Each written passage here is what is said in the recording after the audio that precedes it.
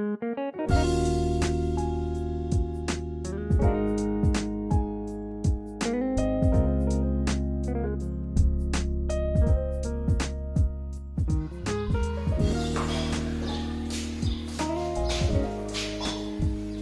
Morning student, आज हम class 10th से एक्सरसाइज 4.2 के बचे हुए जो दो क्वेश्चन हैं, क्वेश्चन नंबर 5 और क्वेश्चन नंबर 6 वो करने वाले हैं।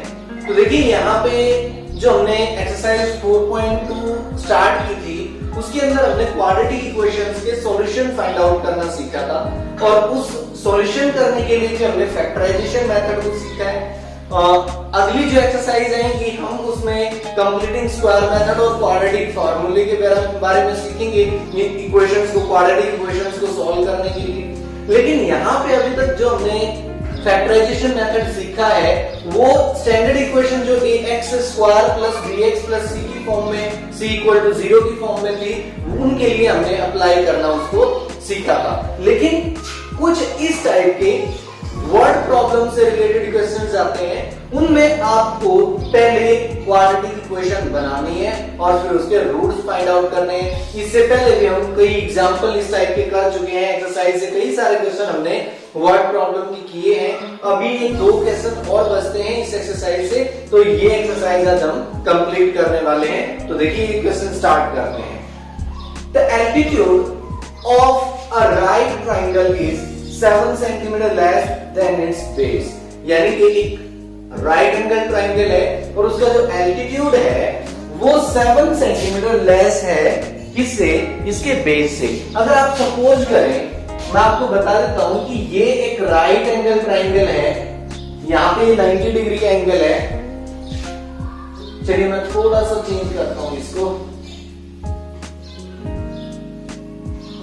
आप ये सपोज कर सकते हैं कि एक राइट एंगल ट्रायंगल है और ये राइट एंगल है, और यहाँ पे बताया गया है कि जो एल्टीट्यूड है राइट एंगल ट्रायंगल का, एल्टीट्यूड ये वाली साइड, उसकी हाइट को हम बोल सकते हैं वो 7 सेंटीमीटर लेस है then it's base.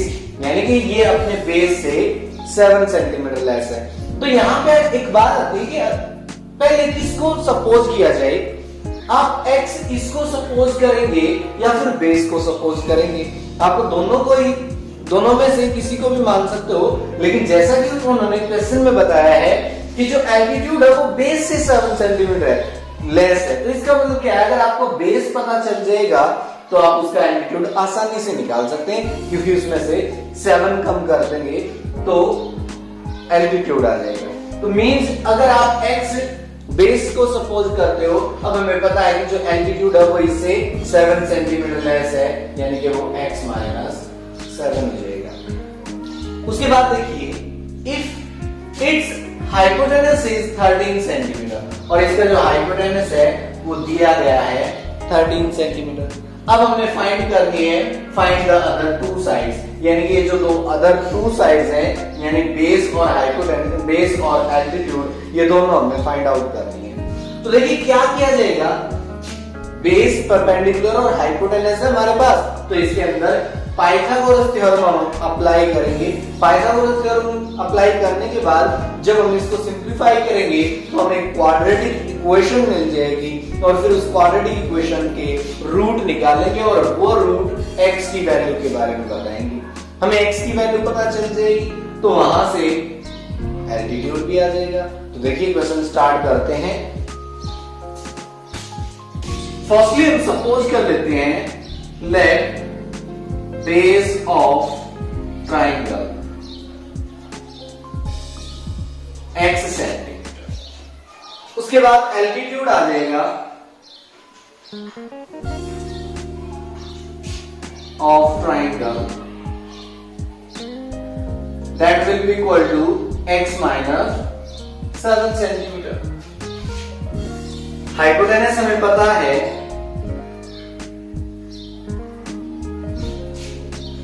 Of triangle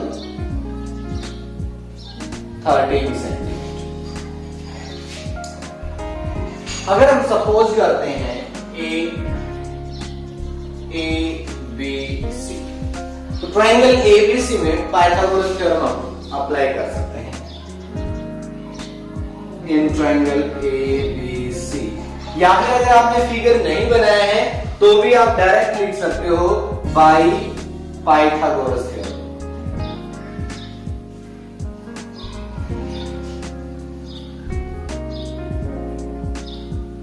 क्या हो जाएगा पाइथागोरस थ्योरम से कि hypotenuse square equal to base square plus perpendicular square. अब देखिए यहां पे जो हाइपोटेनस है वो 13 दिया गया है, 13 स्क्वायर, बेस AB है और उसकी वैल्यू x है, x square plus p square perpendicular जो कि एल्टीट्यूड हम बोल सकते हैं x माइनस 7 स्क्वायर हो जाएगा। यहां पे बस अब हमने इनको सिंप्लीफाई करना है। तो देखिए 13 स्क्वायर 169, यहां पे x स्क्वायर और यहां पे इसको सॉल्व करने के लिए a minus b raise to the power 2 यानी कि a माइनस b का होल स्क्वायर हमने इसको सिंप्लीफाई करना है। तो a माइनस बी का होल स्क्वायर फॉर्मूला में पता है क्या रहेगा a square plus b square minus 2ab। तो क्या करेंगे, a की जगह x है तो x square plus b square जब हम करेंगे तो ये हो जाएगा 7 स्क्वायर 49 और 2ab करेंगे तो ये 2 मल्टीप्लाई x माइनस 2ab। तो क्या बन जाएगी इक्वेशन 169 x स्क्वायर, देखिए यहां पे x square plus x square 2x square हो जाएगा, उसके बाद प्लस 49 माइनस 2 7 जा 14 मींस 14x। अब यहां पे जो 169 है इसको हम राइट हैंड साइड लेके जाएंगे तो क्या बन जाएगा, ये यहां पे 0 2x स्क्वायर, मैं इसको अरेंज कर देता हूं, माइनस 14x को पहले लिख देता हूं, सॉरी 14x और ये प्लस 49 और यहां से 169 राइट हैंड साइड में जाके माइनस हो जाएगा। अब ये जब उधर नेगेटिव हो जाएगा तो यहां पे हम क्या करेंगे, अरेंज कर लेते हैं थोड़ा सा और 2x स्क्वायर माइनस 14x, इसमें से माइनस किया माइनस 120 रह जाएगा। अब पूरी इक्वेशन 2 से डिविजिबल भी है और लेफ्ट हैंड साइड में 0 है तो हम इसको राइट हैंड साइड में लिख सकते हैं या फिर ऐसे करके 2 से डिवाइड कर दो 0.20 हो जाएगा। यहां पे 2 से 2 कैंसिल हो गए, x स्क्वायर माइनस 2 7 जा 14 तो ये 2x आ जाएगा और यहां पे माइनस 120 ये 60 बच जाएगा, 2 6 या 12 तो इक्वेशन आ जाएगी x square minus 7x minus 60 equal to 0। अब हमें इस इक्वेशन के रूट्स फाइंड आउट करने हैं तो देखिए कैसे निकाल देंगे हम इसके roots. x square minus 7x minus 60 equal to 0।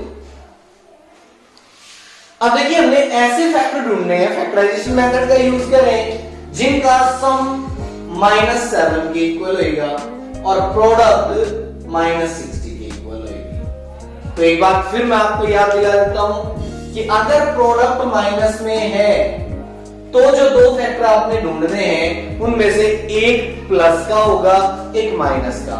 फिर हम सम को देखेंगे, सम माइनस में है तो इसका मतलब उन दोनों फैक्टर में से जो बड़े वाला होगा वो माइनस का होगा।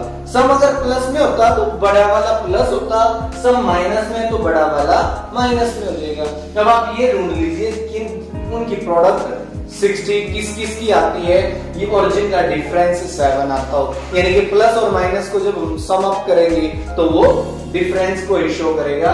तो यहाँ पे मैं आपको बता देता हूँ 12 और 5 की मल्टीप्लाई 60 है, लेकिन हमने माइनस 60 लेके आना है और सम माइनस में रखना है तो बड़े वाले को माइनस में ले लेते हैं। अगर माइनस 5 और माइनस 12 और प्लस 5 का सम करेंगे तो ये माइनस 7 आएगा और प्रोडक्ट करेंगे तो माइनस 60 आएगा। तो यही हमारे फैक्टर बनेंगे। तो इसको लिखते हैं X square minus 12x plus 5x minus 60 equal to 0।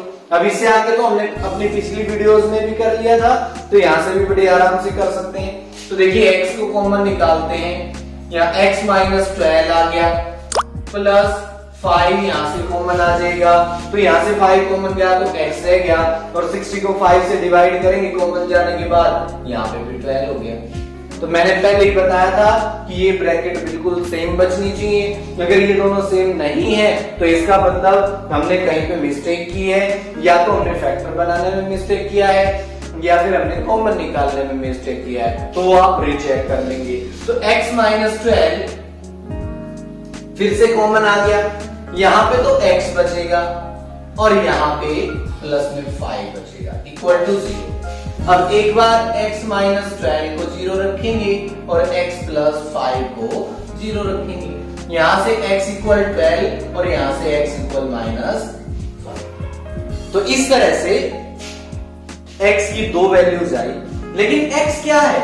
x is the base of triangle, और base of a triangle can never be negative. तो इसका मतलब -5 को तो हम चूज नहीं करेंगे, तो यहां से आ जाएगा नॉट पॉसिबल, हम यहां पे लिख सकते हैं, बिकॉज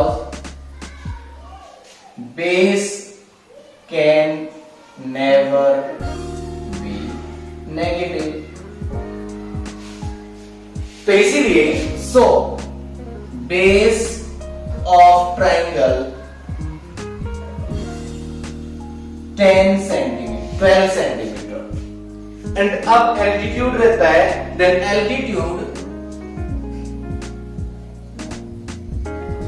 ऑफ ट्राइंगल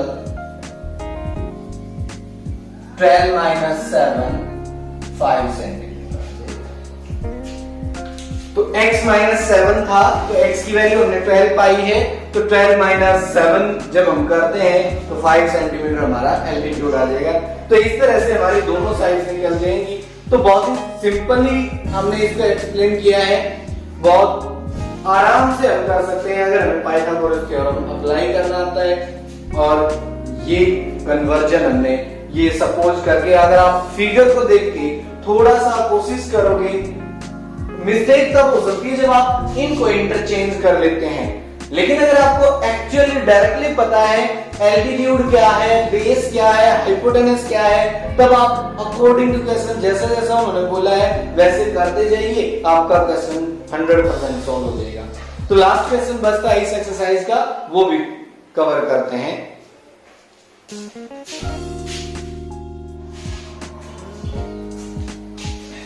तो देखिए अब ये लास्ट क्वेश्चन बचता है एक्सरसाइज 4.2 से।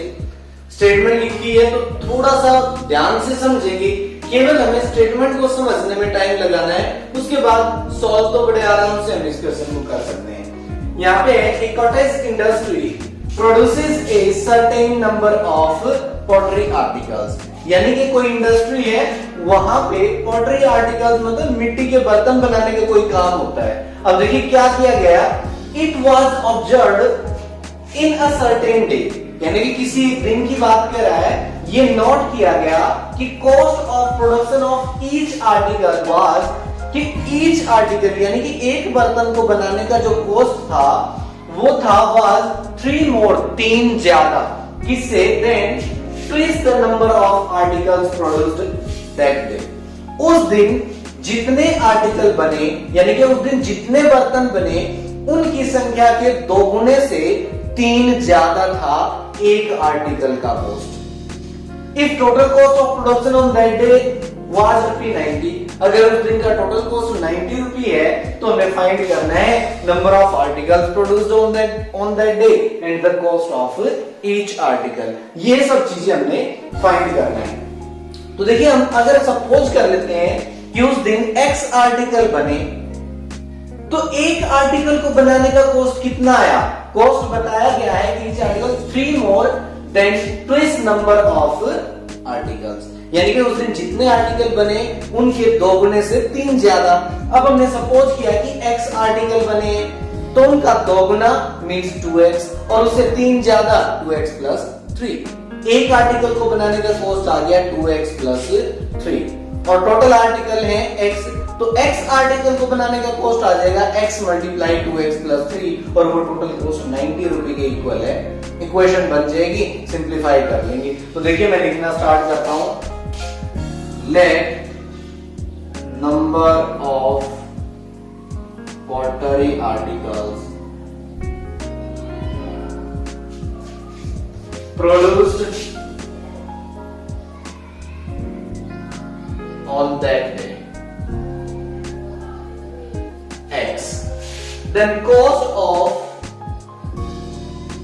each article वो रहता है 2x plus 3, यानी कि 3 more than twice the number of articles produced।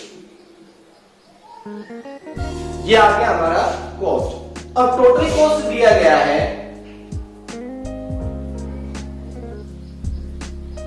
Production on that day.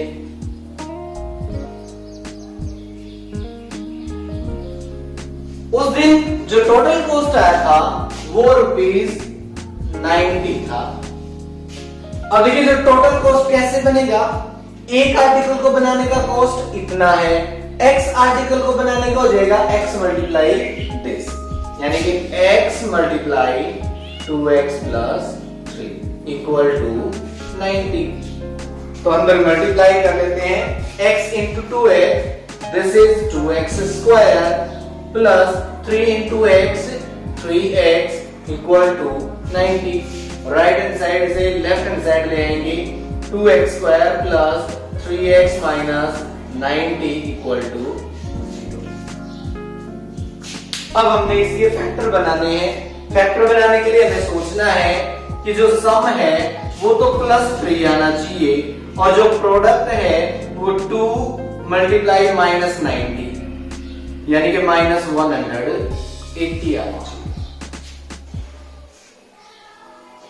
ऐसे कौन से दो नंबर हैं जिनकी प्रोडक्ट -180 और सम 3 है? तो देखिए हम क्या करेंगे, पहले प्रोडक्ट को देखते हैं। प्रोडक्ट नेगेटिव है, माइनस में है, तो इसका मतलब जो दो फैक्टर हम ढूंढेंगे उनमें से एक प्लस में होगा और एक माइनस में होगा। अब हमने सम को देखा, सम प्लस में है तो बड़े वाला प्लस में होगा, यानी कि उन ऐसे दो नंबर ढूंढ दो जिनकी मल्टीप्लाई 180 है और उनका डिफरेंस 3 आता हो। तो शायद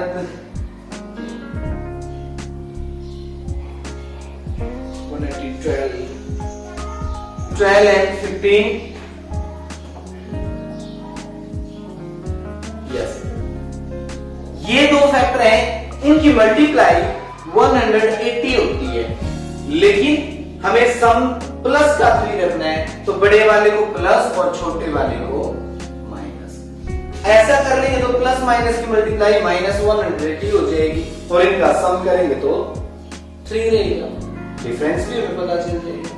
तो देखिए आप सिंप्लीफाई करते हैं, 2x स्क्वायर माइनस 12x फिर plus 15x minus 90 equal to. तो अगर आप चाहें तो 15 को पहले और 12 को बाद में भी लिख सकते हैं, उससे कोई फर्क नहीं पड़ेगा। तो अब यहां पे देखिए 2 और x दोनों से कॉमन आता है, तो हम 2x को कॉमन निकाल लेते हैं।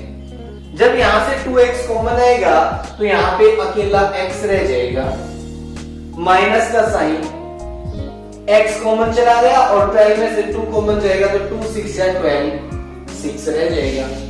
अब ये 15 से डिविजिबल है और 90 15 से डिविजिबल है, तो यहां पे दोनों में से 15 कॉमन आ जाएगा, x माइनस 90 रह जाएगा, सॉरी x माइनस 15 6 या 90। अब देखिए ये ब्रैकेट सेम बचेगी। अगर ये सेम नहीं है तो हमने मिस्टेक किया है, और कहां पे मिस्टेक किया है, या तो फैक्टर बनाने में मिस्टेक किया है या कॉमन निकालने में मिस्टेक किया है। तो हम दोबारा से रीचेक करेंगे एप्लीकेशन को, फैक्टर को दोबारा चेक करेंगे और कॉमन जो हमने लिया है वहां पे हम दोबारा चेक करेंगे। अब यहाँ पे x माइनस 6 कॉमन आ जाएगा तो 2x प्लस 15 इक्वल टू 0। देखिए x माइनस 6 को बनाने के बाद यहाँ पे 2x बचेगा और यहाँ से x माइनस 6 जाने के बाद 15 बचेगा प्लस में। अब बारी बारी से फैक्टर को इक्वेट करते हैं 0 के, तो यहाँ से x इक्वल टू 6 आया और यहाँ 2x plus 15 equal 0, then 2x equal minus 15 and x equal minus 15 by.